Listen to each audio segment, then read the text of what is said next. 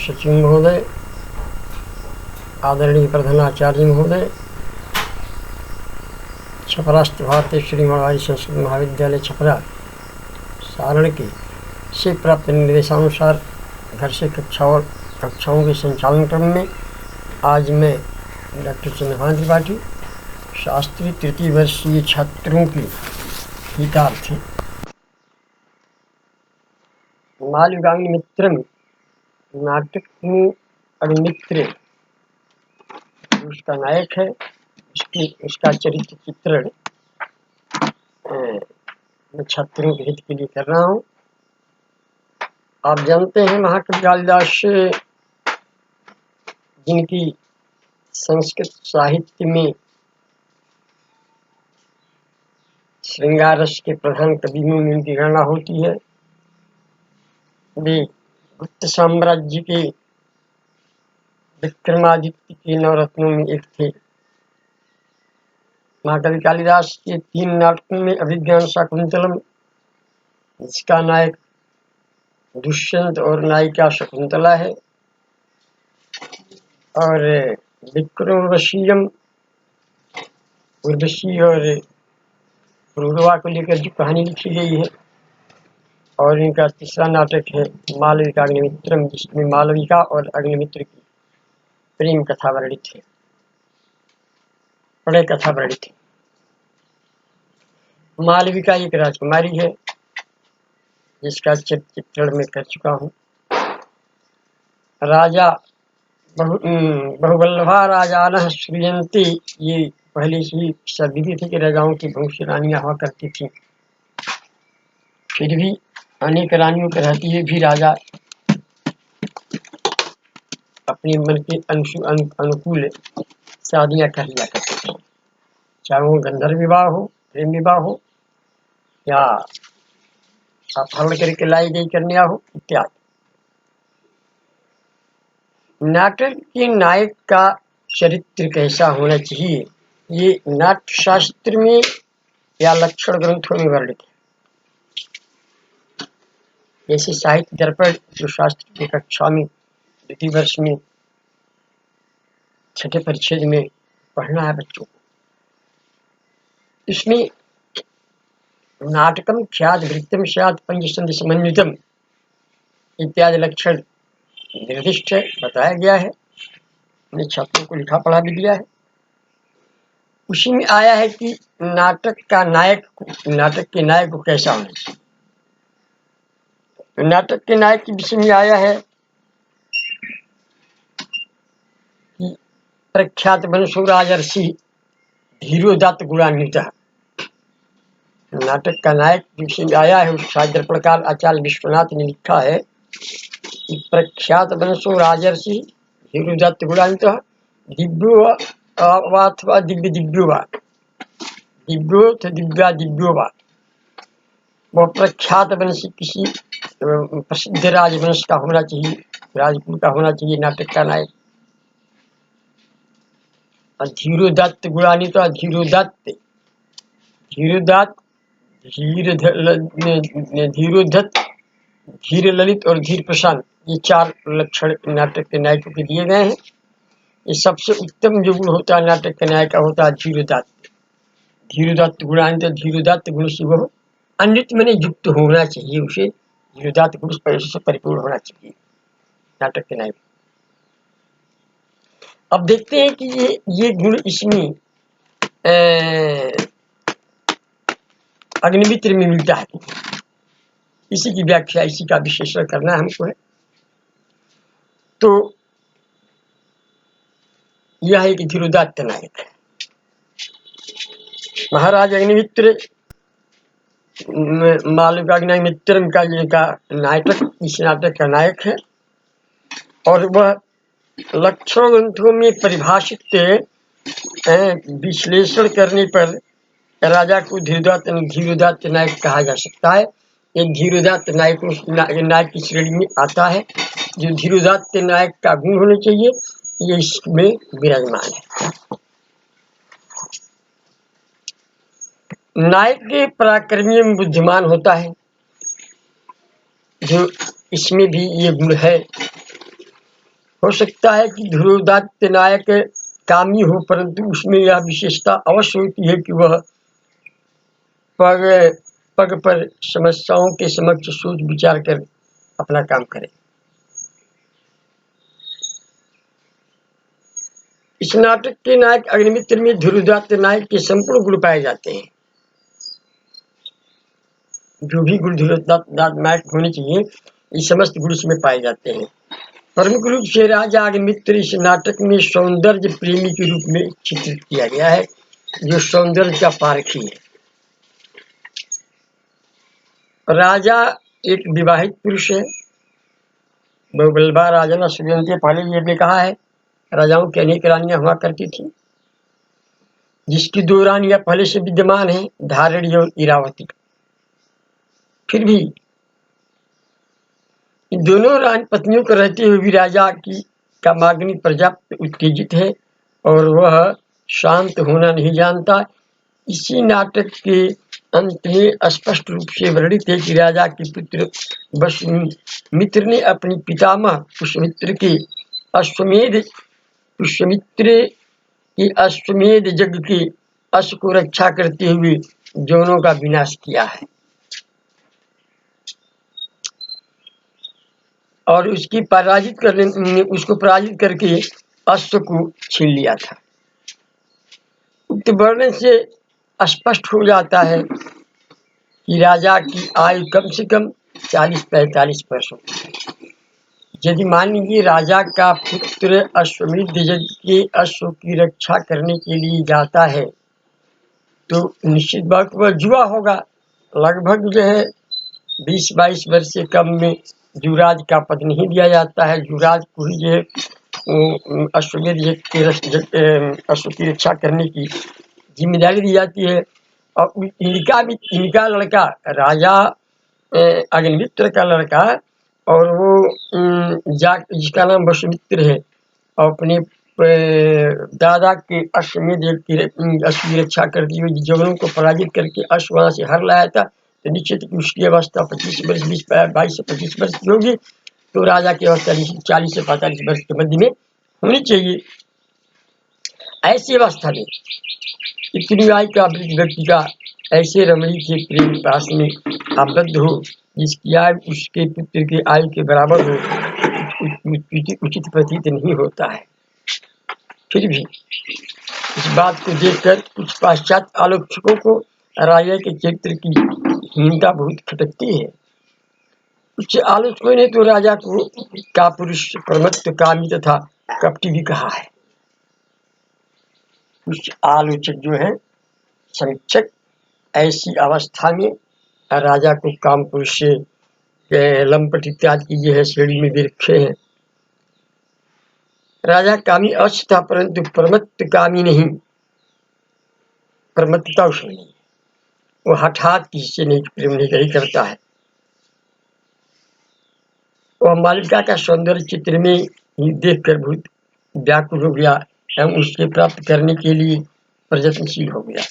मालविका के वियोग में उसकी तरफ संयम की भाषा के बाहर नहीं हुई। वह मालविका से प्रेम करता है, फिर भी अपनी रानियों को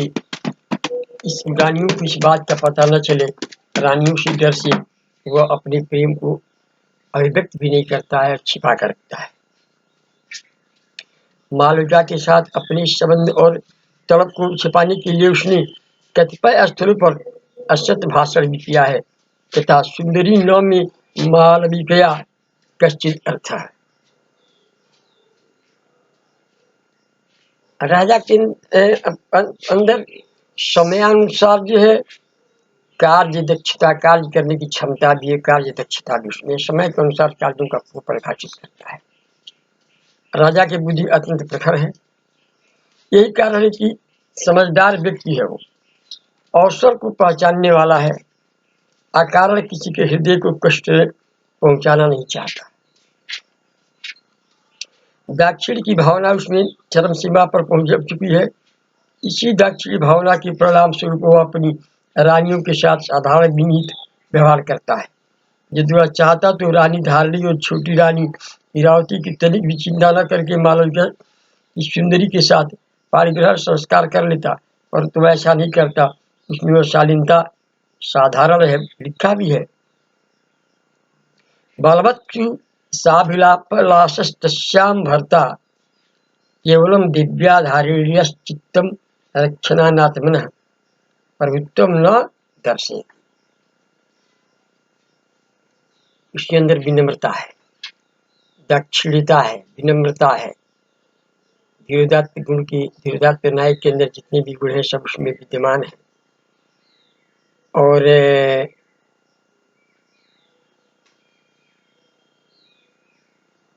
वह परिव्राजिका द्वारा मालविका के विषय में पहले ही जो है उसको संदेश मिल जाता है।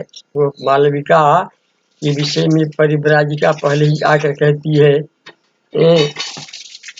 परिव्राजिका उसे संदेश दे चुकी है, इयं पितर्जीवति केनापि देवयात्रागतेन सिद्धादेशेन साधुना मत्समक्षमादिष्टा संवत्सरमात्रनियम दृश्य भावनमनुभूय ततः सदृश भर्तृगामिनी भविष्यति इति तद असंभाविनम् आदेशम् अस्यास्तत्पादशुश्रूषया परिरमन्तमवीक्ष्य काल प्रतीक्षया मया साधु कृतम इति पश्यामि।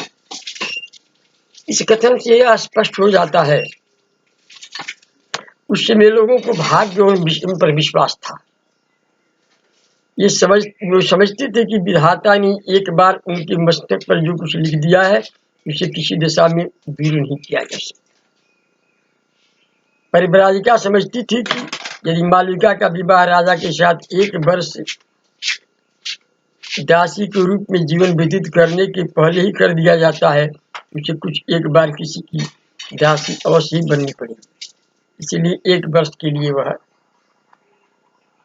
दासित्व के रूप में उसका रखना उचित समझती। राजा विनम्र है।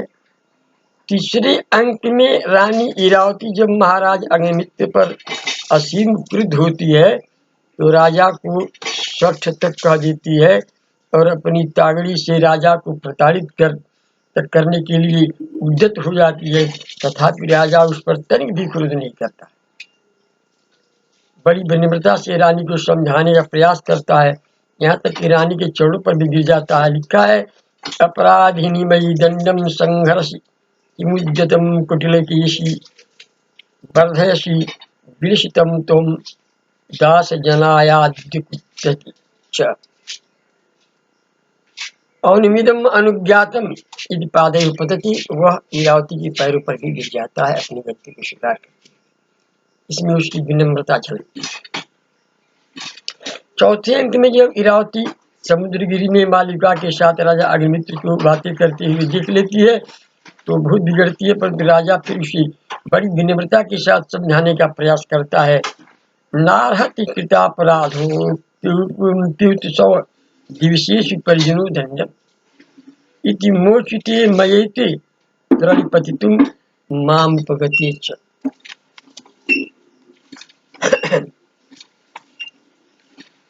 उसमें दाक्षिण गुलाभिलाषी भी है। राजा अग्निमित्र दाक्षिण भावना से संपृक्त है।